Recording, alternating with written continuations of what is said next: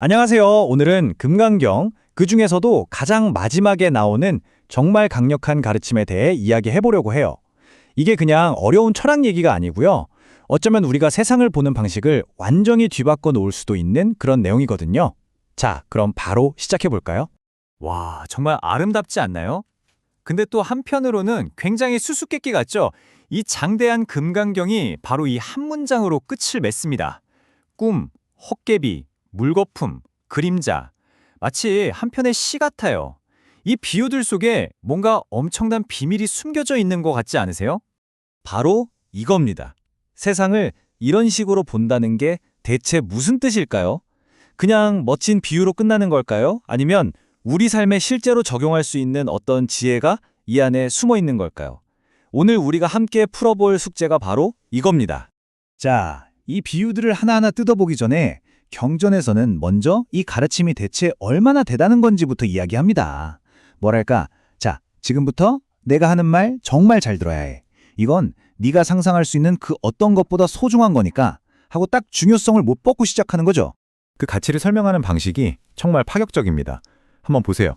한쪽은요, 이 세상도 아니고 무한한 우주를 칠보, 그러니까 온갖 보석으로 가득 채워서 전부 보시하는 거예요.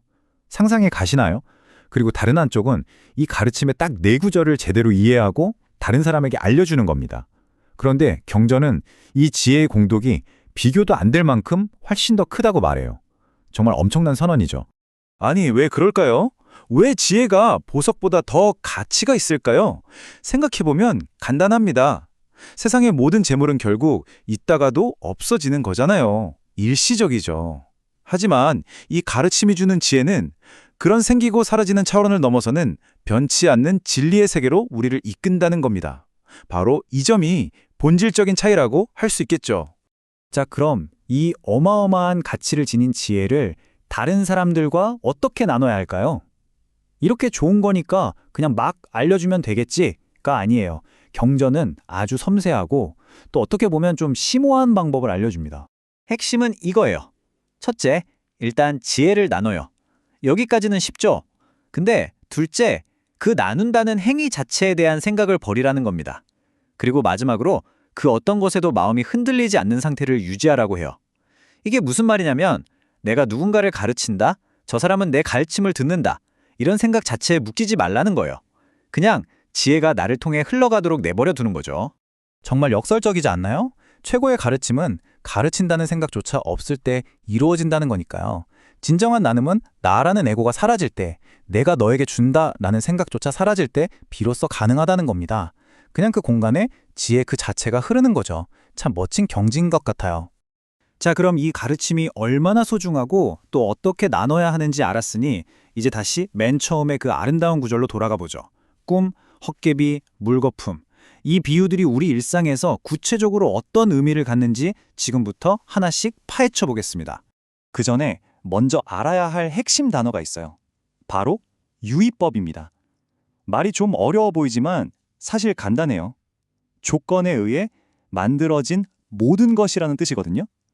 그러니까 우리가 경험하는 거의 모든 게 다 해당돼요. 우리의 생각, 감정, 인간관계, 내가 가진 물건들, 이렇게 원인과 조건에 따라 생겨났다가 변하고 결국에 사라지는 모든 것들을 말하는 겁니다. 첫 번째 비유는 꿈입니다. 꿈속에서는 모든 게 진짜 같잖아요. 무섭기도 하고 즐겁기도 하고.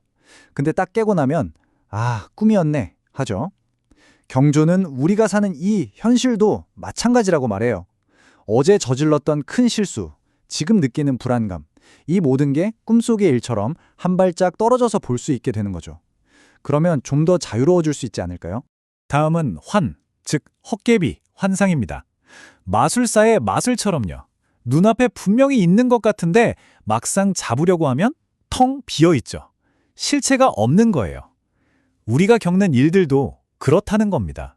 그렇게 간절히 좇는 성공이나 영예도 사실은 손에 잡히지 않는 환상과 같다는 통찰을 주는 거죠. 세 번째는 포, 물거품입니다. 영롱하게 빛나면서 정말 아름답지만 너무나 연약해서 순식간에 톡 하고 터져버리죠. 우리 삶의 모든 순간들도 이 물거품 같다는 거예요. 영원하지 않기 때문에 바로 지금 이 순간이 더 소중하고 아름답게 느껴지는 거죠. 네 번째는 영, 그림자입니다. 그림자는 혼자 존재할 수 없잖아요. 빛이 있고 물체가 있어야만 생기죠. 다른 조건에 기대어서만 존재하는 거예요. 세상 모든 것들이 이 그림자처럼 서로서로 의지하며 연결되어 있다는 깊은 통찰을 줍니다. 독립적으로 존재하는 건 아무것도 없다는 뜻이죠. 그 다음은 로, 이슬입니다. 아침 풀잎에 영롱하게 맺혀 있다가도 해가 떠오르면 언제 그랬냐는 듯이 사라져버리죠. 우리의 존재가 얼마나 찰나적인지를 정말 아름답게 보여주는 비유 같아요. 지금 이 순간 여기 있지만 곧 흔적도 없이 사라질 수 있다는 거죠. 마지막은 전, 번개입니다. 캄캄한 어둠을 가르며 번쩍하고 나타났다가 순식간에 사라지죠. 아주 강렬하지만 그 순간은 정말 짧아요. 우리 삶의 강렬한 기쁨이나 기쁜 슬픔도 이 번개와 같다는 겁니다. 영원할 것 같은 고통도 사실은 한순간의 번개불처럼 잠시 머물다 갈 뿐이라는 그런 위로를 주는 비유죠. 여기서 정말 중요한 게 있어요. 이 모든 이야기를 듣고 어차피 다 꿈 같고 허무한 거면 그냥 아무것도 안 하고 되는 대로 살면 되나? 이렇게 생각하면 절대 안 됩니다. 이건 허무주의가 아니에요. 오히려 정반대죠. 이건 세상을 살아가는 아주 강력한 마음의 기술 같은 거예요. 모든 게 잠시 머물다 간다는 걸 알면 우리는 더 이상 무언가에 아등바등 집착하지 않게 돼요. 훨씬 더 자유롭고 유연하게 살아갈 힘을 얻게 되는 거죠. 자, 이렇게나 깊고 엄청난 가르침이 펼쳐졌을 때 그걸 듣고 있던 사람들의 반응은 어땠을까요? 너무 어려워요? 했을까요? 아니면 다 허무하네요 하면서 좌절했을까요? 경전이 묘사하는 마지막 장면은 우리의 예상과는 조금 다릅니다. 아주 감동적이에요. 그리고 놀라운 건 이 가르침을 들은 청중이 그냥 스님들이나 신도들만이 아니었다는 거예요. 경전을 보면 비구, 비구니 같은 출가 수행자는 물론이고 평범한 남녀 신도들, 심지어는 인간을 넘어서 천신이나 아수라 같은 다른 차원의 존재들까지 그야말로 온 세상에 귀를 기울였다고 나와요. 이건 특정 소수만을 위한 가르침이 아니라 모든 존재를 위한 보편적인 진리였다는 거죠. 그럼 그들의 반응은요? 바로 크나큰 기쁨이었습니다. 모두가 정말 기뻐했어요. 모든 것이 꿈과 같다는 이 진리가 그들에게 절망이 아니라 오히려 해방감을 준 거죠. 아, 이제 자유로워질 수 있겠구나 하는 기쁨이요. 그래서 그들은 이 가르침을 온 마음으로 믿고 받아들여서 각자의 삶에서 실천하기 시작했다고 합니다. 자, 이제 이 가르침은 고스란히 우리에게로 넘어옵니다. 여러분, 만약 지금 이 순간이 정말 꿈과 같다면 어떨 것 같으세요? 그렇게 나를 올가매던 과거의 후회나 미래에 대한 불안으로부터 우리는 얼마나 자유로워질 수 있을까요? 그리고 그 자유 속에서 과연 무엇이 가능해질까요? 이 질문을 여러분 각자에게 남겨드리면서 오늘 이야기를 마칠까 합니다.